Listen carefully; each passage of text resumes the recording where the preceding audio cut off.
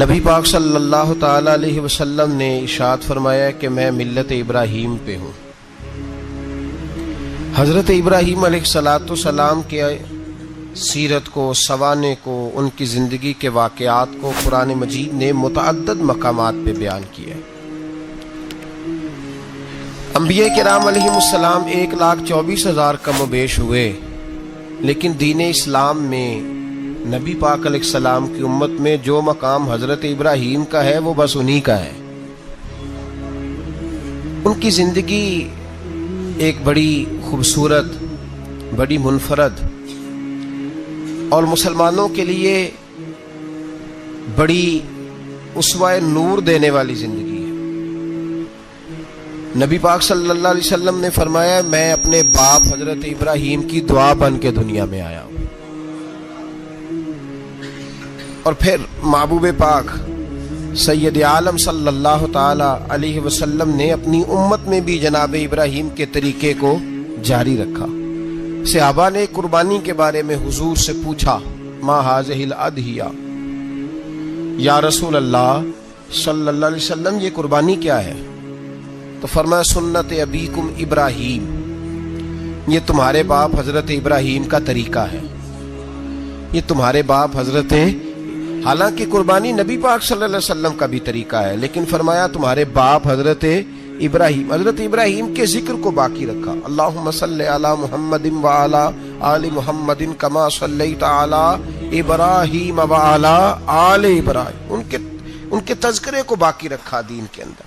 حضرت ابراہیم بڑی امتیازی شان والے نبی ہیں، بڑی امتیازی شان والے۔ رب کریم کا وہ دوست جس نے کوئی چیز بچا کے نہیں رکھی، ہر شے ہی اپنے رب کی بارگاہ میں پیش کر دی۔ چند چیزوں سے انسان کو بڑا پیار ہوتا ہے، گھر اسے بڑا پیارا ہوتا ہے۔ وہ بڑا خوبصورت ہوٹل، 5 سٹار ہوٹل میں رہا، وہ اسلام آباد گیا، کسی سفر پہ گیا تو بڑے اعلیٰ قسم کے اس کو کھانے ملے، بڑی چیزیں ملی، لیکن کبھی دائیں کروٹ کبھی بائیں کروٹ۔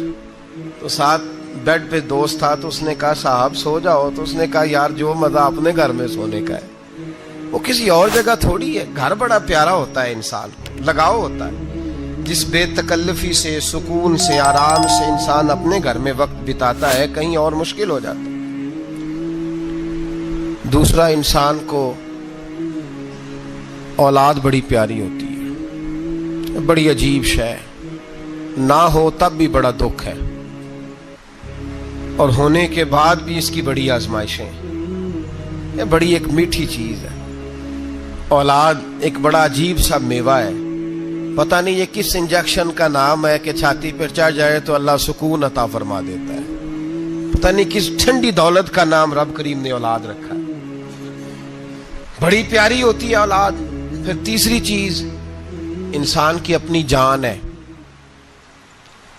اور یہ اتنی قیمتی شے ہے کہ اللہ کریم نے فرمایا کہ اگر تیری گردن پہ کوئی آدمی پستول رکھ کے، تلوار تیرے گلے پہ رکھ کے کہے نا کہ رب کا انکار کر دے ورنہ مار دوں گا، تو فرمایا وقتی طور پہ میری ذات کا انکار کر پر جان بچا جا۔ اگر تم مرنے کے قریب ہو گیا ہے اور حرام شے کھائے بغیر تو بچ نہیں سکتا، مر جائے گا، تو فرمایا چل تو اس طرح کر حرام کھا کے جان بچا، پر جان بچانا فرض ہے، ضروری ہے۔ وطن بڑا پیارا، اولاد بڑی پیاری، جان بڑی پیاری، پر حضرت ابراہیم سے رب کریم نے فرمایا چل ابراہیم کوئی چیز دے، تو کہا یا اللہ تینوں ہی تیرے نام پہ قربان کرتا ہوں، تیری ہوئی ساری، ہر شے تیری۔ حضرت ابراہیم نے دین کے لیے، آپ شہر بابل کے قریب پیدا ہوئے تھے، وہاں سے مصر آئے، مصر سے فلسطین آئے، اور فلسطین سے آ کر کے کعبہ آباد فرمایا۔ زندگی سفروں میں گزری، سفر ایک تکلیف والی چیز ہے، پر حضرت ابراہیم نے وطن چھوڑ دیا، گھر چھوڑ دیا۔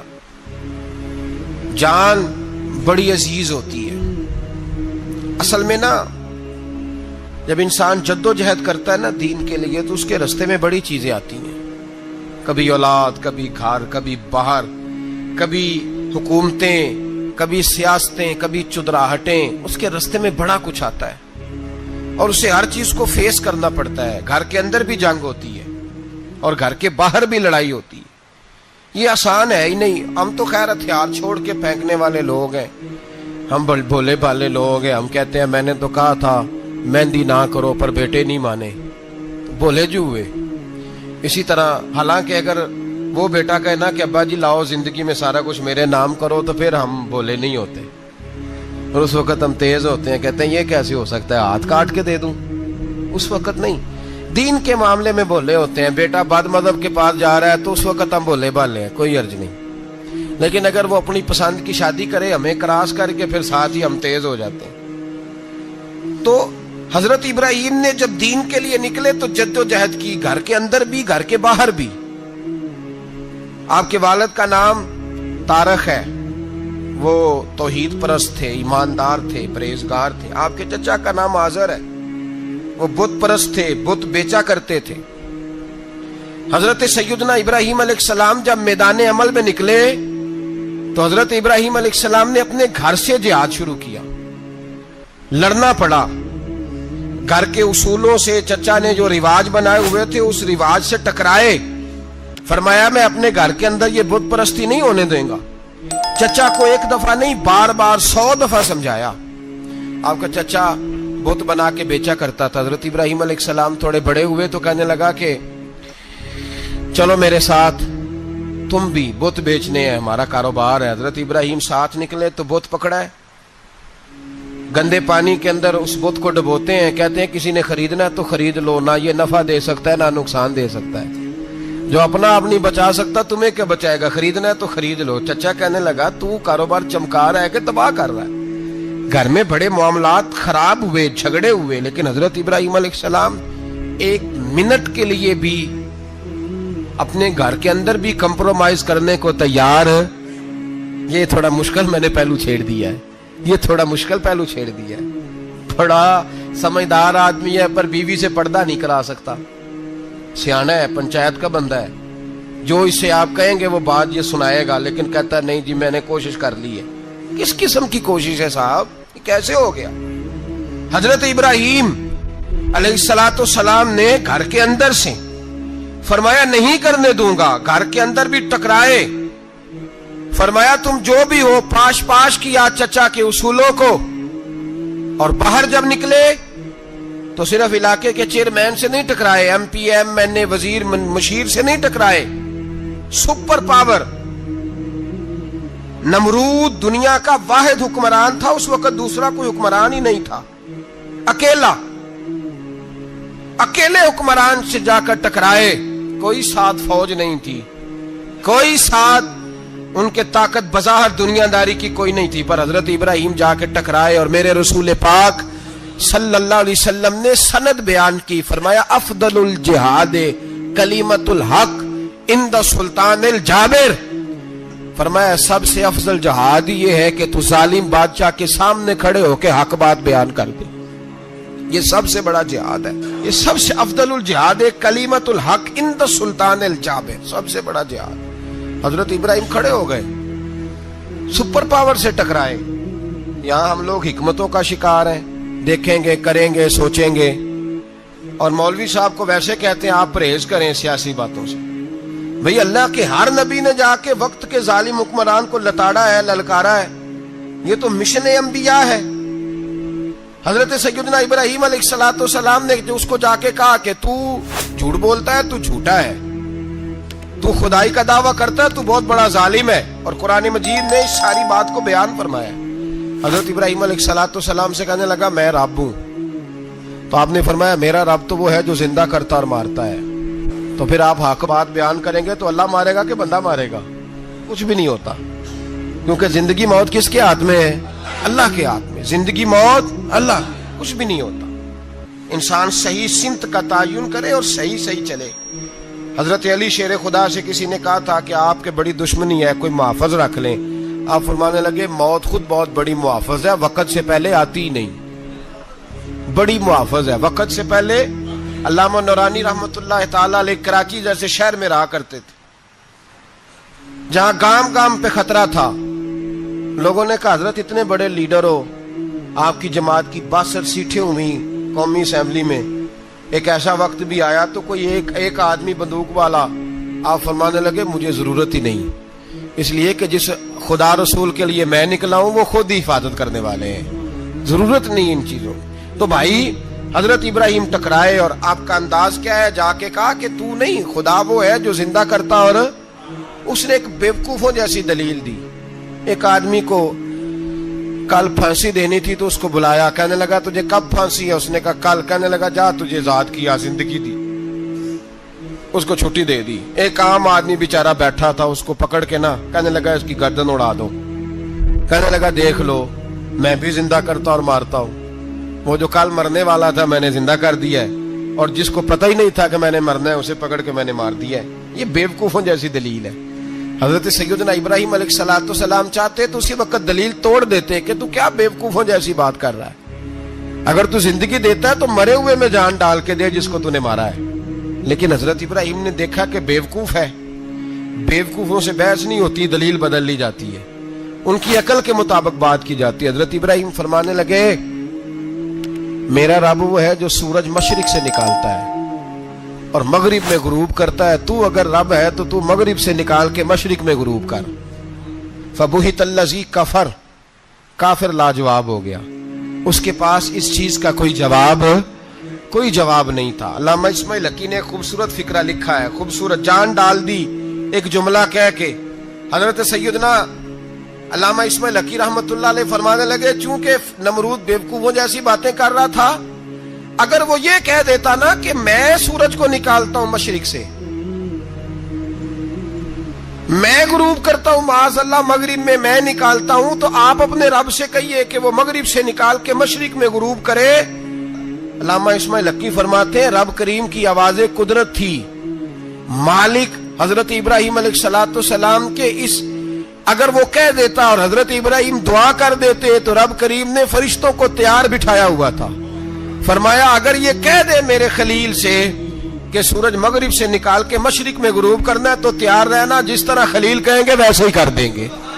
واتخذ اللہ ابراہیم خلیلا، ابراہیم ہمارا دوست جو ہوا، جیسے کہے گا ویسے کر دیں گے۔ حضرت سیدنا ابراہیم علیہ السلام کی باتوں کا جب جواب نہ دے سکا، دلیل نہیں بندہ دیتا، پھر لڑائی کرتا ہے، پھر جھوٹے موٹے اعتراض کرتا ہے۔ دلیل ختم ہوتی ہے تو لوگ ذاتیات پہ اترتے ہیں، کہتے ہیں یہ کھانستا صحیح نہیں، دیکھتا صحیح نہیں، دلیل ختم۔ اب ذاتیات پہ اترے، کہنے لگے مجھے پتہ چلا ہے کہ یہ فلانی جگہ گیا تھا تو وہاں جا کے اس نے اس طرح کیا ہے۔ پھر لوگ ذاتیات پہ اترتے ہیں، جب دلیل کا جواب دلیل سے نہیں دے پاتے پھر ذاتیات پر اتر کر حملے کرتے ہیں۔ حضرت ابراہیم کے دلائل کا جواب نمرود نہ دے سکا تو کہنے لگا کہ اس کو آگ میں ڈال دو۔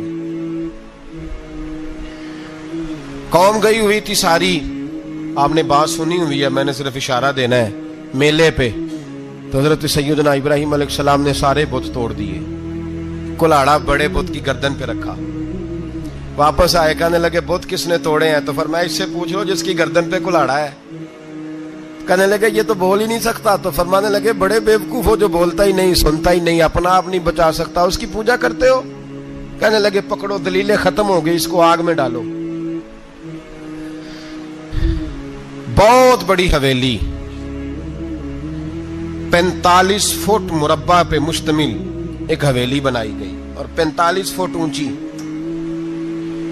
مختلف روایات، علامہ اسماعیل حقی کہتے ہیں کہ 3 مہینے تک نمرود نے کہا کہ اس کے اندر لکڑیاں ڈالو۔ لوگ پوچھنے لگے کتنی دنیا جلانی ہے؟ کہنے لگا بندہ تو ایک جلانا ہے پر بندہ بڑا تگڑا ہے، ایک بندہ۔ 3 مہینے لکڑیاں ڈالی گئیں، اور لوگوں کی جو تہمات ہوتی ہیں نا وہ بڑی عجیب ہوتی ہیں۔ تہمات میں نے بڑی تفصیل سے رمضان المبارک میں گفتگو کی تھی، بدشگونی تہمات لوگ لیتے ہیں، اس وقت بھی لوگ تہمات کا شکار ہو گئے، عقیدہ بگڑ جاتا ہے تو وہ عجیب و غریب باتیں کرنے لگتا ہے، تہمات کا شکار ہو گئے۔ بیبیاں نظر مانتی، میں بیمار ہوں اگر صحیح ہو گئی تو اتنے من لکڑی دوں گی حضرت ابراہیم کی آگ جلانے کے لیے۔ ایک عورت لے کے جا رہی ہے لکڑیاں، تو ایک نیک دل آدمی نے اس سے پوچھا کہاں جا رہی ہو؟ کہنے لگی میں نے منت مانی تھی تو حضرت ابراہیم علیہ السلام کو معاذ اللہ جلانے کے لیے لکڑیاں لے کے جا رہی ہوں۔ تو وہ رب کریم کے بندے کہنے لگے تو ڈھونڈتی رہے گی، تجھے وہ جگہ ملے گی نہیں۔ وہ بی بی کئی مہینے گھومتی رہی، جگہ ہی نہیں ملی جہاں لکڑیاں ڈالنی، ماری گئی۔ تو तोहम्मात का शिकार हुए बहुत सारे लोग, तोहम्मात का। भाई तोहम्मात दीन के अंदर मना है। तोहम्मात दीन में कोई नजर मानना, कोई किसी बुजुर्ग के मजार पे जाके साले सवाब के लिए कोई चीज मानना, ये तो दुरुस्त हुआ।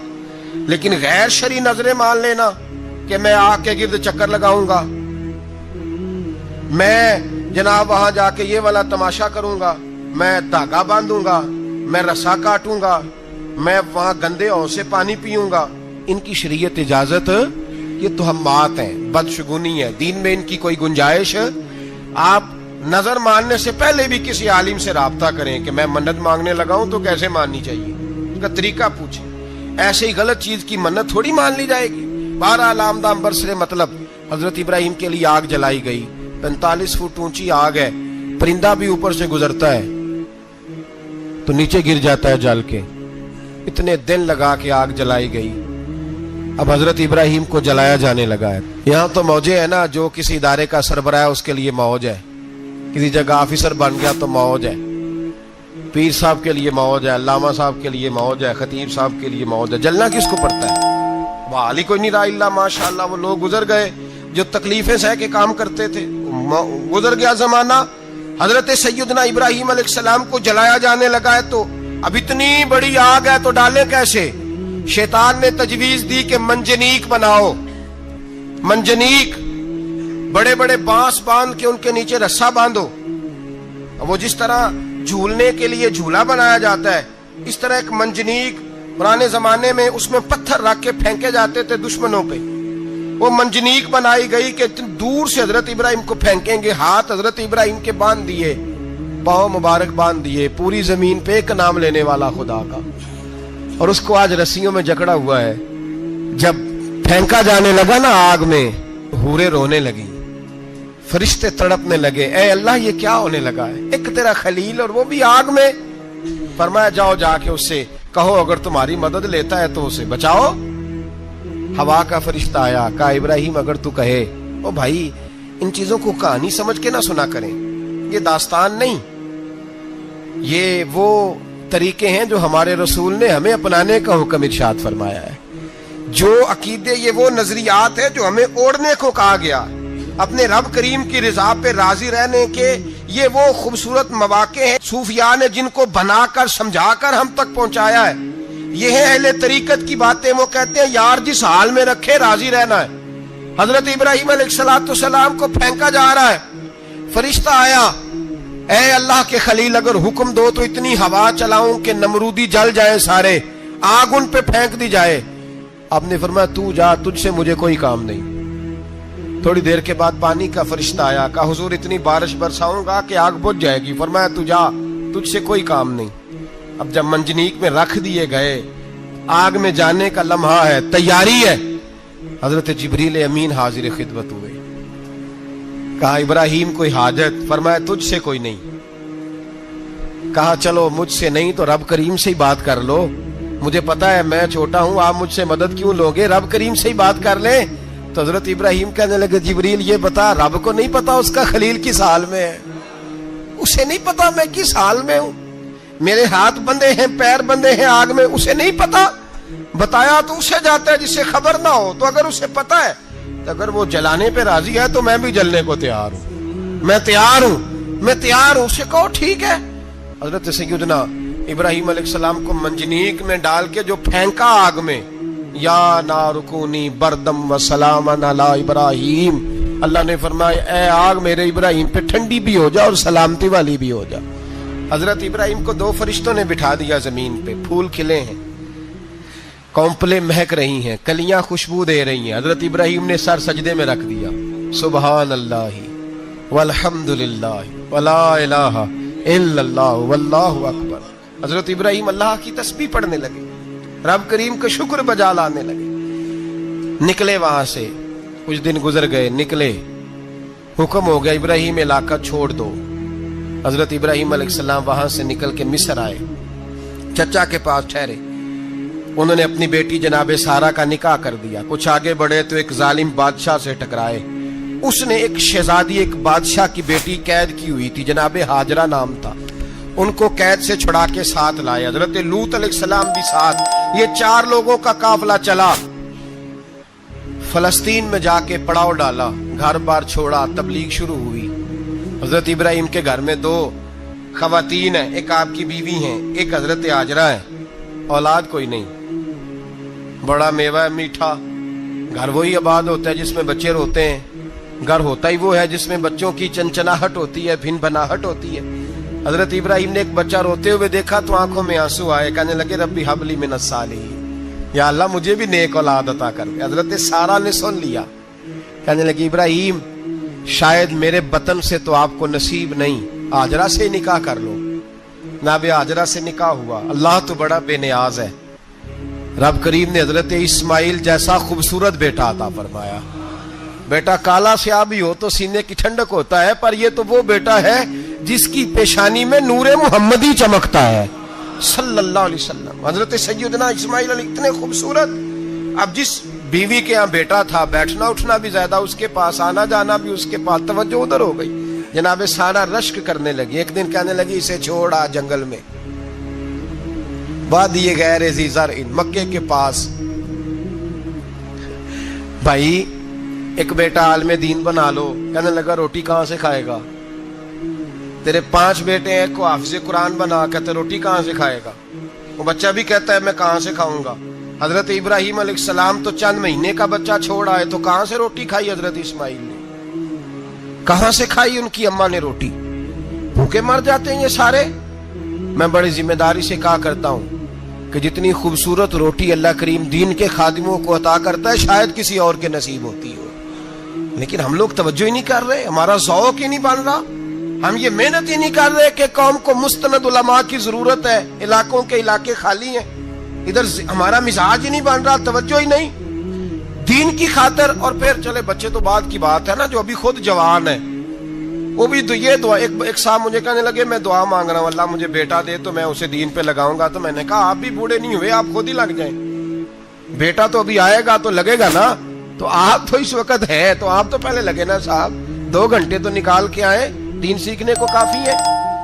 آپ اتنی لمبی سوچ رہے ہیں کہ بچہ آئے گا تو بڑا ہوگا تو وہ جائے گا تو دیکھی جائے گی، ابھی تو آپ ہیں تو آپ تو آؤ۔ حضرت ابراہیم نے بچہ وہاں چھوڑا۔ یہاں سے جو عمرہ کرنے لوگ جاتے ہیں نا، جو حج کرنے جاتے ہیں، ان کو پتا ہے کہ وہاں دنیا کی ہر نعمت ملتی ہے، پھر بھی ڈبل ٹرپل پیسے لوگ جیبوں میں ڈال کے جاتے ہیں۔ حضرت ابراہیم جب وہاں لے کے گئے تو کوئی انسان نہیں تھا، پانی کا قطرہ نہیں تھا، 2 کلو کھجوریں، ایک مشکیزہ، بیوی کو تھمایا۔ ہمارے گھر میں ہزاروں چیزیں پڑی ہیں، لیکن وہ جو توکل ہے نا وہ ختم ہو گیا ہے۔ اللہ دے گا، حلال حلال پہ قناعت کرے، جائز جائز پہ بھروسہ کرے، رب کریم عطا کرنے والا ہے، وہ مزاج ختم ہو گیا۔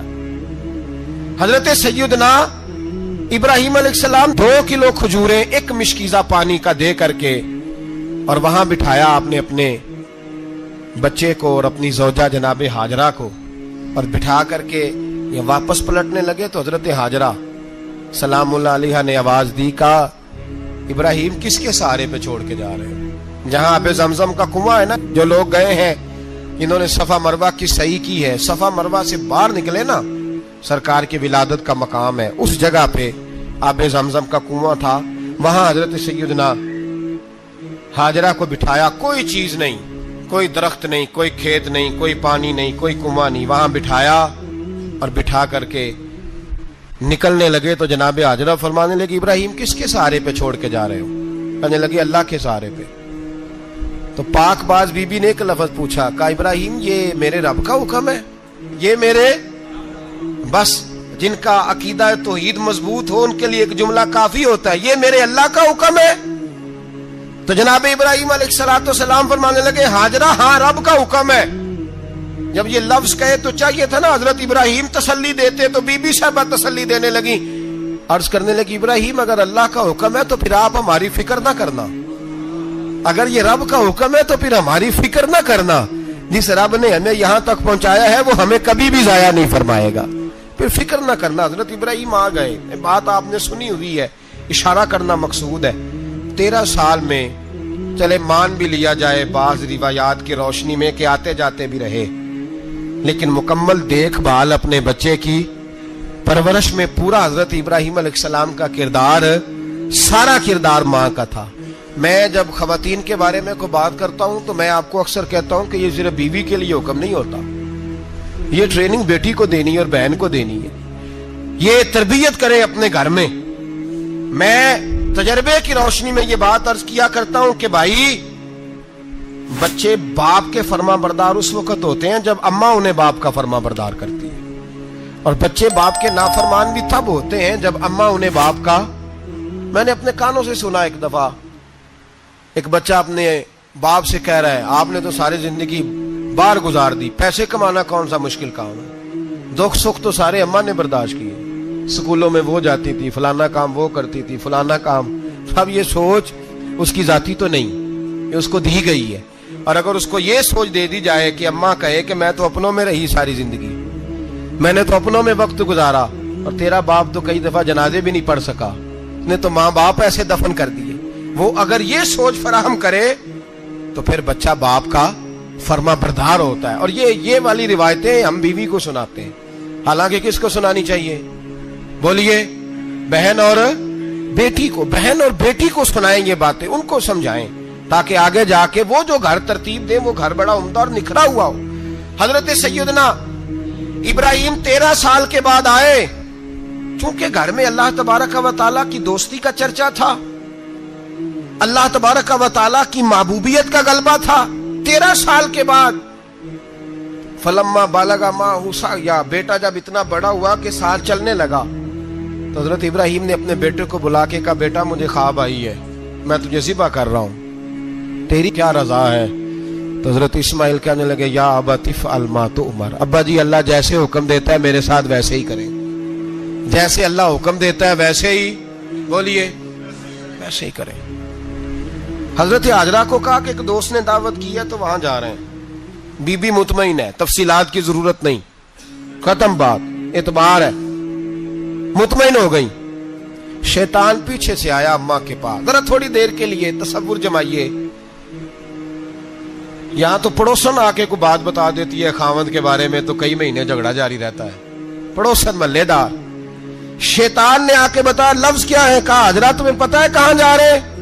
کہا دوست کی دعوت میں۔ تو کہنے لگے دوست کون ہے؟ رب کریم، اور ابراہیم کا خیال ہے کہ اس رب نے مجھے حکم دیا ہے کہ میں ذبح کروں۔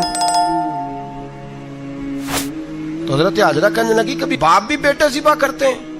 تو شیطان کہنے لگا ان کا خیال ہے کہ ان کے رب نے حکم دیا ہے۔ جناب حاجرہ فرمانے لگی اگر رب نے حکم دیا تو پھر تو مجھے شیطان لگتا ہے، تو مجھے شیطان لگتا ہے۔ کا کیا مطلب؟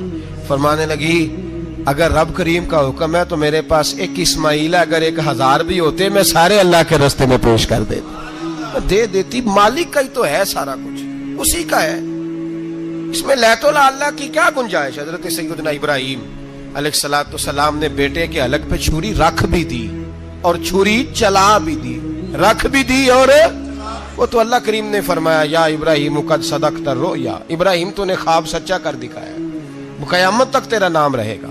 حضرت ابراہیم نے وطن بھی دیا، جان بھی دی، بیٹا بھی، اللہ کریم نے دمبے دیے، فرمایا یہ فدیہ ہے۔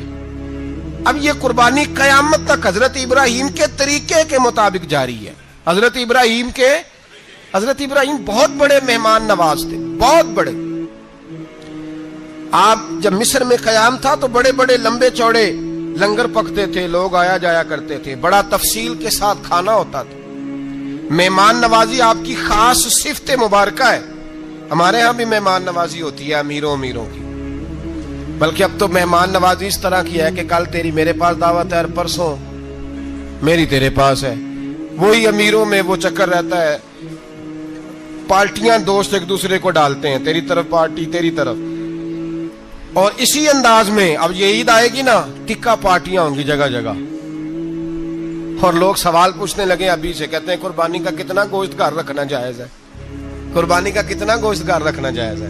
سارا ہی جی، اس لیے فریزر لے لے، فریج سے نہیں کام چلے گا، سارا ہی جہاز گھر رکھنا سارا ہی جائز ہے، رکھ لیں۔ او خدا کے بندے، قربانی وہ بندہ دیتا ہے جو سارا سال ہی گوشت کھاتا ہے، صحیح کہہ رہا ہوں؟ قربانی صاحب نصاب، صاحب استطاعت بندہ دیتا ہے نا، تو وہ سارا سال ہی گوشت، تو سارا گھر میں رکھنا بھی جائز ہے، لیکن سارا دے دینا بھی، تو جو آ رہی ہے اس پہ کیوں توجہ کرتے ہو؟ جو دوسرا جائز ہے اس پہ کیوں نہیں عمل کرتے؟ سارا تقسیم کر دیں، بات ختم ہوئی۔ یقین کریں، محرم میں جا کے دوست ٹیلی فون کر کے سوال پوچھتے ہیں، کہتے ہیں صاحب سنا ہے قربانی کا گوشت محرم میں کھانا جائز نہیں۔ میں کہ نہیں، ربیع الاول چ بھی جائز جے، رجب رمضان تک کھاؤ، کوئی بندہ نہیں منع کرتا، اس لیے کہ کسی کو دینا تو پسند ہی نہیں، یا پھر اس میں سے جو خاص خاص چیزیں ہیں وہ اپنی فریج میں، اور باقی جو ہے وہ دوسروں کے لیے۔ یہ کیا طریقہ ہے ہمارا؟ اور اسی پہ عمل ہے۔ اللہ تبارک و تعالی ہمیں سمجھنے کی توفیق عطا فرمائے۔ حضرت ابراہیم بہت بڑے مہمان نواز تھے، صرف قربانی نہیں دیتے تھے، سارا سال بہت سارا لنگر، بہت سارا کھانا پینا، بہت ساری چیزیں جاری رہتی تھی۔ اور جتنے غریب لوگ تھے فلسطین کے، ان کو پتا تھا کہ حضرت ابراہیم علیہ السلام کا لنگر جاری ہے۔ فلسطین میں جب آپ کا قیام تھا، ایک دفعہ ڈھیروں مہمان آ گئے اور کھانے کو کوئی چیز نہیں۔ حضرت سارہ اور جناب ہاجرہ دونوں اس وقت موجود تھیں۔ وہ کہنے لگی ابراہیم بہت سارے مہمان آ گئے تو کیا کریں؟ جناب سارہ کہنے لگی کس طرح کر کے ان کی مہمان نوازی کرنی؟ اور حالات یہ ہیں کہ قحط پڑا ہوا ہے فلسطین میں، مصر میں، دور دراز علاقوں میں۔ تو حضرت ابراہیم کہنے لگے یہ اللہ کے مہمان ہیں اور ہمیں رب کریم کا بندہ سمجھ کے آ گئے، اللہ ہی بندوبست کرے گا۔ فرمانے لگے میرا مصر میں ایک دوست ہے، وہ قحط کے دنوں میں غلہ جمع کر لیتا ہے، میں اس کی طرف پیغام بھیجتا ہوں، مجھے امید ہے وہاں سے غلہ ملے گا۔ 2 3 5 اونٹ والے غلام بلائے اور ان کو کہا کہ جاؤ غلہ لے آؤ مصر کے دوست سے۔ وہ لوگ کہتے ہیں ہم غلہ لینے گئے، وہاں جب پہنچے تو حضرت ابراہیم خلیل اللہ علیہ السلام کا پیغام دیا تو آپ کا وہ دوست کہنے لگا غلہ تو بے شمار تھا، مجھے خبر نہیں تھی کہ حضرت ابراہیم کا پیغام آئے گا، تو میں تو سارا تقسیم کر چکا ہوں، لوگ لے گئے، اب تو کوئی شے نہیں۔ اب وہ خالی آ گئے 5 کے 5 اونٹ۔ جب خالی آئے تو حضرت ابراہیم کی حویلی کی دیواریں چھوٹی چھوٹی تھیں، ان غلاموں میں سے، خادموں میں سے، آپ کے ان چاہنے والوں میں سے ایک کہنے لگا یار وہ غریب تو انتظار کر رہے ہوں گے کہ غلہ لینے گئے ہیں، ہمیں روٹی ملے گی۔ چھوٹی چھوٹی دیواریں ہیں، وہ جب دیکھیں گے نا خالی آ گئے تو انہیں تکلیف ہوگی، اس طرح کرو بوریوں میں ریت بھر لیتے ہیں، ریت بھر کے لے جاتے ہیں، بعد میں اندر رکھ کے انہیں سمجھا بہلا لیں گے یا حضرت ابراہیم کو بتائیں گے، وہ خود ہی ان لوگوں کی دل جوئی فرمائیں گے۔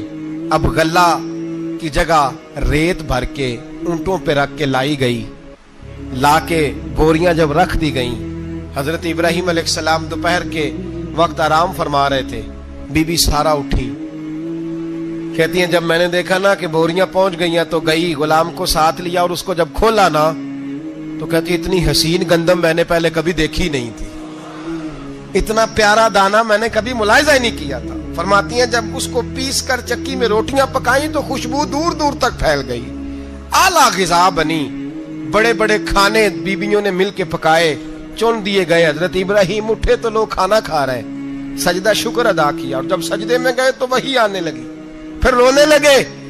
جب پلٹ کر باہر تشریف لائے تو جناب سارہ کہنے لگی ابراہیم تمہارا مصری یار بڑا اچھا ہے، اس نے اتنی اعلیٰ گندم بھیجی ہے کہ اتنی تو میں نے پیاری گندم کبھی دیکھی نہیں۔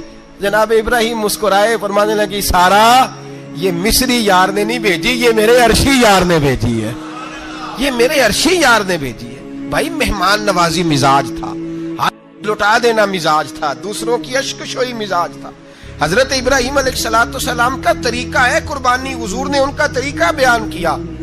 اگر سال کے بعد قربانی دینا ان کا طریقہ ہے تو سارا سال غریبوں کو روٹی دینا بھی حضرت ابراہیم کا طریقہ ہے، سارا سال غریب کی نوکری کرنا یہ بھی حضرت ابراہیم کا طریقہ ہے، بھوکے کو کھانا کھلانا یہ بھی۔ میرے مصطفیٰ کریم سید عالم صلی اللہ علیہ وسلم سے صحابہ نے پوچھا حضور بہترین مسلمان کون ہے؟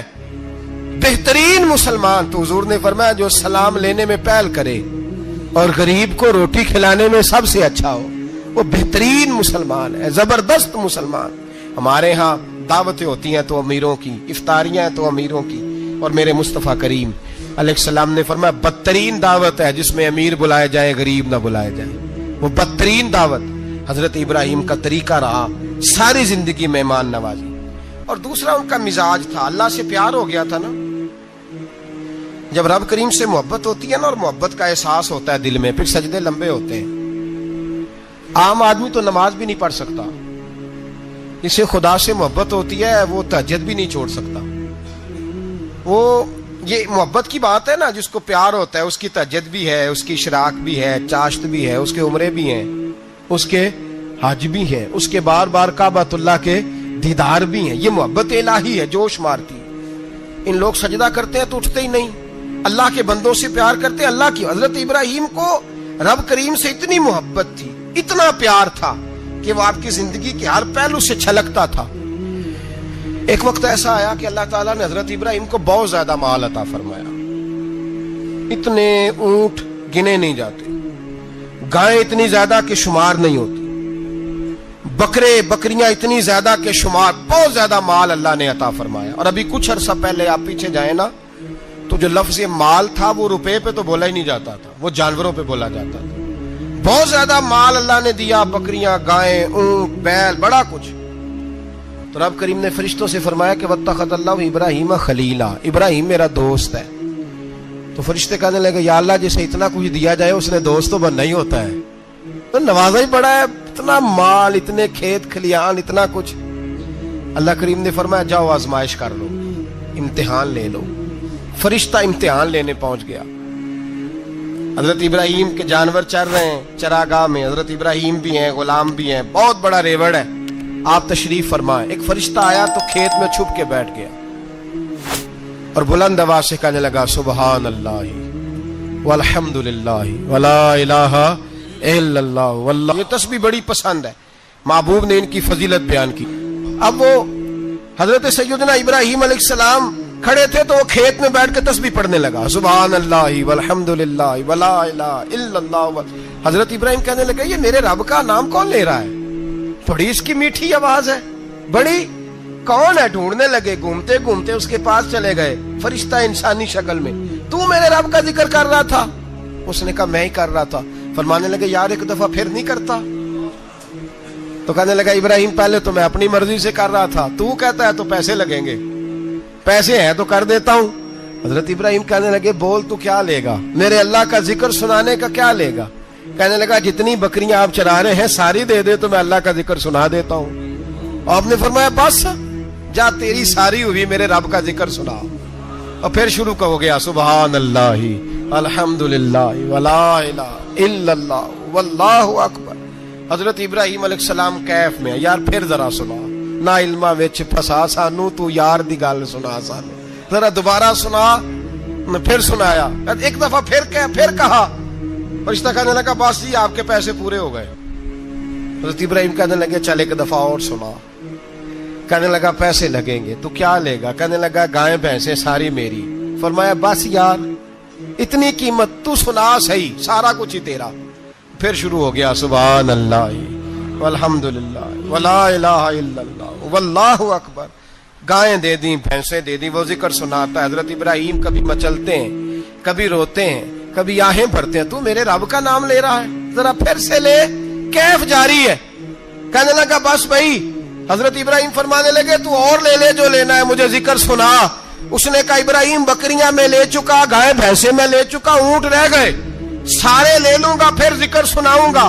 فرمایا جا تیرا ہوا تو ذکر سناتا رہ، میں دیتا ہوں. دے دیا. کچھ دیر ذکر کیا تو اب خاموش ہو گیا. حضرت ابراہیم خلیل اللہ علیہ السلام فرمانے لگے ذکر سنا. کہنے لگا ابراہیم اب تیرے پاس دینے کو کیا ہے؟ ہر چیز تو میں لے چکا. آپ فرمانے لگے یہ گائے بھینسیں بکریاں چرانے کے لیے تجھے کوئی نوکر ملازم بھی تو چاہیے نا. تو اس طرح کر مجھے رکھ لے، میں روٹی نہیں مانگوں گا، کھانا نہیں مانگوں گا، تو اللہ کا ذکر سناتا رہنا، میں تیرے جانوروں کی نوکری کرتا رہوں گا. حضرت ابراہیم علیہ السلام نے جب یہ کہا نا، فرشتے کی آنکھوں میں آنسو آ گئے. تر دامنی پہ شیخ ہماری نہ جائیے، ہم دامن نچوڑ دیں تو فرشتے وضو کریں. فرشتہ رو پڑا اور کہنے لگا ابراہیم مجھے سینے سے لگاؤ، آپ واقعی اس قابل ہے کہ اللہ آپ کو اپنا دوست بنائے، واقعی اس قابل ہے کہ رب آپ کو اپنا. حضرت ابراہیم علیہ السلام کا خدا سے محبت کرنے کا نرالا انداز. اور میرے بھائی یہی محبت انہیں میرے مصطفیٰ سے بھی تھی. ایک نبی گھر بنا رہا ہے، دوسرا بنوا رہا ہے. حضرت اسماعیل علیہ السلام پتھر اٹھا کے لا رہے ہیں، جناب ابراہیم بنا رہے ہیں. جب خانہ کعبہ بن گیا تو کہنے لگے ربنا وابعث فیہم رسولا، اے اللہ اب اسے بسانے کے لیے اپنا آخری رسول بھی عطا فرما۔ نبی پاک فرماتے ہیں میں دعا ہوں حضرت ابراہیم کی۔ یہ قربانی حضرت ابراہیم کا طریقہ ہے۔ حضور نے اگرچہ نبی پاک کی اپنی سنت تھی، یہ بھی کہہ سکتے تھے سنتی و سنت ابیکم ابراہیم، میری سنت ہے اور تمہارے باپ ابراہیم کی سنت ہے، یہ نہیں فرمایا۔ جب صحابہ نے کہا قربانی کیا ہے، فرمایا سنت ابیکم ابراہیم، یہ تمہارے باپ ابراہیم کی سنت ہے۔ ہر صاحب نصاب پر قربانی واجب ہے۔ جو زکوٰۃ کا نصاب رکھتا ہو اس پر قربانی واجب ہے، یعنی ضروریات سے زیادہ اتنے پیسے جتنے پیسوں سے زکوٰۃ فرض ہوتی ہے، اتنے پیسے جس آدمی کے پاس قربانی سے پہلے آ جائیں اس آدمی پر قربانی کرنا واجب ہے۔ بکرا، چھترا، دمبا 1 سال کا یا دمبا 6 مہینے کا ہو پر اتنا بڑا محسوس ہوتا ہو کہ لگے کہ 1 سال کا ہے، اس کی قربانی ہو سکتی ہے۔ جانور میں کوئی عیب نہیں ہونا چاہیے، اتنا کمزور نہ ہو کہ ذبح جہاں اسے کرنا ہے وہاں وہ چل کے جا نہ سکے، اتنا کمزور جانور نہ ہو، اس کے اندر بظاہر کوئی اتنا بڑا نقص نہ پایا جاتا ہو، کانا نہ ہو، لنگڑا نہ ہو، کوئی اس کی ہاتھ نہ کٹے ہوئے ہوں، ایسا نقص جو واضح ہو۔ بکرا 1 سال کا، گائیں اور بھینس یہ 2 سال کی، اونٹ 5 سال کا۔ اب اس میں یہ ہے کہ ہمارے بہت سارے دوست چونکہ ہم دیہاتی لوگ ہیں تو پوچھتے ہیں کہ دوندا نہیں ہے تو چوگا نہیں ہے، تو یہ ہماری پنجابی کی اصطلاحات ہیں، پنجابی کی۔ شریعت اسلامیہ نے سال بتائے ہیں، یہ تو ہم نے اپنی آسانی کے لیے، یا دیہاتوں میں جو ماحول تھا اس طرح کا جانور لیں، خوبصورت جانور لیں۔ جو نصاب ہے وہ بھی میں نے آپ کو بتایا، لیکن ایک اور پہلو بھی ہے۔ نبی پاک صلی اللہ علیہ وسلم پہ زکوٰۃ کبھی فرض نہیں ہوئی، کبھی حضور پہ زکوٰۃ فرض نہیں ہوئی۔ نبی پاک صلی اللہ علیہ وسلم کے پاس اتنا سرمایہ کبھی اکٹھا ہوا ہی نہیں کہ زکوٰۃ فرض ہو، لیکن نبی پاک کے صحابہ فرماتے ہیں کہ مدینے کے 10 سالوں میں اللہ کے رسول نے ہر سال قربانی فرمائی ہے، ہر سال قربانی دی۔ اور جس سال حضور حج کرنے گئے اس سال اللہ کے نبی نے 63 اونٹ ذبح فرمائے، اور حضور صلی اللہ علیہ وسلم جب اونٹ ذبح کرنے لگتے نا تو صحابہ کہتے ہیں اونٹ خود دوڑ کے حضور کے سامنے آ کے لیٹ جاتا، اور نبی پاک اسے ذبح کرتے اور فرماتے ہیں ایک دوسرے کو دھکے دیتے اونٹ کے، پہلے میں نے جانا ہے ذبح ہونے کے لیے، پہلے میں نے، انہیں پتا تھا کہ جو مصطفیٰ کے ہاتھوں ذبح ہوگا وہ تو دائمی زندگی پا جائے گا، یہاں بھی وہاں بھی زندہ۔ 63 اونٹ ذبح کیے۔ ایک اونٹ میں کتنی قربانیاں ہوتی ہیں؟ 7۔ اب 63 کو 7 سے ضرب دو گے تو کتنی بنے گی؟ اور پھر نبی پاک صلی اللہ علیہ وسلم نے 10 سال مدینہ منورہ میں قربانی دی، ہر سال۔ اب وہ 63 اونٹ، ایک اونٹ میں 7 قربانیاں، ہر سال یہاں قربانی۔ اور مولا علی شیر خدا فرماتے ہیں نبی پاک 2 قربانیاں دیتے۔ میں نے کہا حضور 2 جانور ذبح کر رہے ہیں آپ، تو حضور نے فرمایا ایک میری طرف سے، ایک میری امت کی طرف سے، غریبوں کی طرف سے۔ اور حضرت علی کو حضور نے وصیت فرمائی تو 2 دیا کرے گا۔ یا رسول اللہ صلی اللہ علیہ وسلم میں غلام ہوں، خادم ہوں۔ حضور نے فرمایا علی ایک تو نے اپنی دینی ہے، ایک میری طرف سے دینی ہے۔ 2 قربانیاں۔ مولا علی نے بھی ساری زندگی 2 قربانیاں دی۔ حضرت علی بھی مال کے نصاب نہیں تھے، اپنا مکان ہی نہیں تھا، کوئی کاروبار نہیں تھا، کئی دن فاقے رہتے تھے، پر قربانیاں کتنی دیتے تھے؟ 2۔ ہمارے پاس ویسے اگر سسرال میں، میکے میں، کزنوں میں کچھ شادی ہو جائے تو 50-60 ہزار کا خرچہ برابر ہے، وہ پکا ہے۔ اور قربانی کی باری غریب ہو گئے، سارے غریب ہو گئے، کہتے نہیں یہاں مشکل ہے۔ او خدا کے بندے، اللہ کے ساتھ تجارت کر، اس کے رستے میں 1 دے گا، رب تجھے 70 گنا اضافہ کے ساتھ عطا فرمائے گا۔ قربانی مال کے نصاب پہ ہے۔ کوشش کیا کریں کہ اللہ کے رستے میں جب دینا ہو پھر لیت اللہ سے بچیں، خوبصورت جانور لائیں۔ جن کو اللہ نے توفیق دی ہے ان کے لیے نصیحت ہے، جن کو اللہ نے توفیق دی۔ میں نے اپنے حضرت صاحب کو دیکھا ہے، وہ کہتے تھے کئی جانور اللہ نے بڑا نوازا ہے، کہتے ایک میرا ہے، ایک میرے ماں کا، ایک میرے باپ کا ہے، ایک میرے فلاں استاد صاحب کا، ایک میرے پیر صاحب کا ہے۔ یہ جانور غوث اعظم جیلانی کا نام کا دے رہا ہوں۔ اور پھر ایک بڑا خوبصورت جانور بندھا ہوتا اور حضرت خود ان کو چارہ ڈال رہے ہوتے، تو حضور یہ کیا ہے؟ فرمانے لگے یہ میں رسول اللہ کے نام پہ قربان کروں گا، یہ نبی پاک کے نام پر قربان کیا جائے گا۔ جن کو اللہ نے حیثیت دی ہے وہ کوشش کریں اپنے محبوب کی طرف سے بھی قربانی کریں، نبی پاک کے نام کی قربانی دے، خوبصورت سا جانور پیارا، پھر اس کی خدمت ہو، پھر اس کی قربانی دی جائے اور نبی پاک کے نام پر قربانی دی جائے۔ حضور نے خود وصیت فرمائی حضرت ابو بکر صدیق کو कुर्बानी बड़ा हसीन अमल है, और मेरे नबी पाक सल्लल्लाहु अलैहि वसल्लम ने नाराजगी भी फरमाई। जरा खूगर हमद से थोड़ा सा गिला भी सुन ले।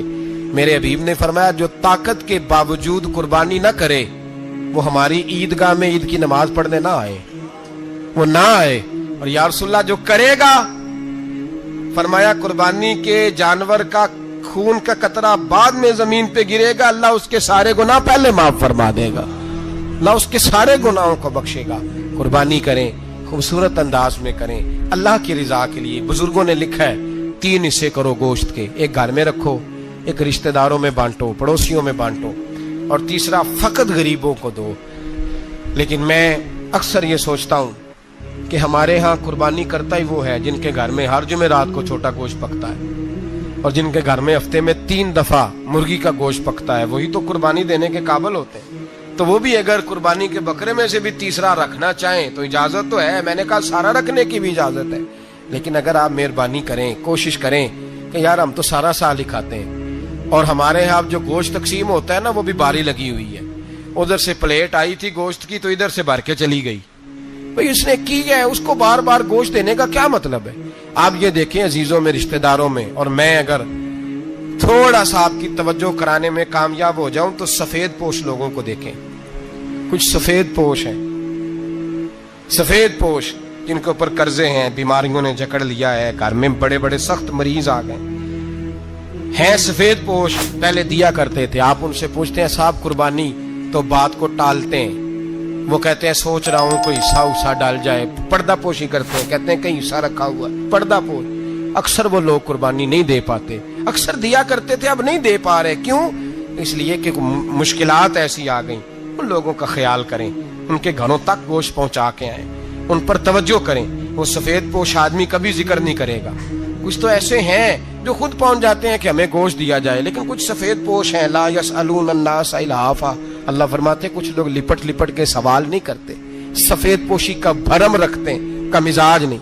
उनकी तरफ देखें, अपने रिश्तेदारों को देखें, खास कर उन रिश्तेदारों को देखें जिनका आपको पता है कि गरीब हैं, मजबूर हैं, उनके घरों में गोश्त भेजें। गरीब बेटियों, गरीब बहनों का ख्याल करें, उस तरफ मुतवज्जे हों, उनके साथ उसने सलूक करें, उस तरफ आप लोग ख्याल करें। अल्लाह हमें समझने की तौफीक अता फरमाए।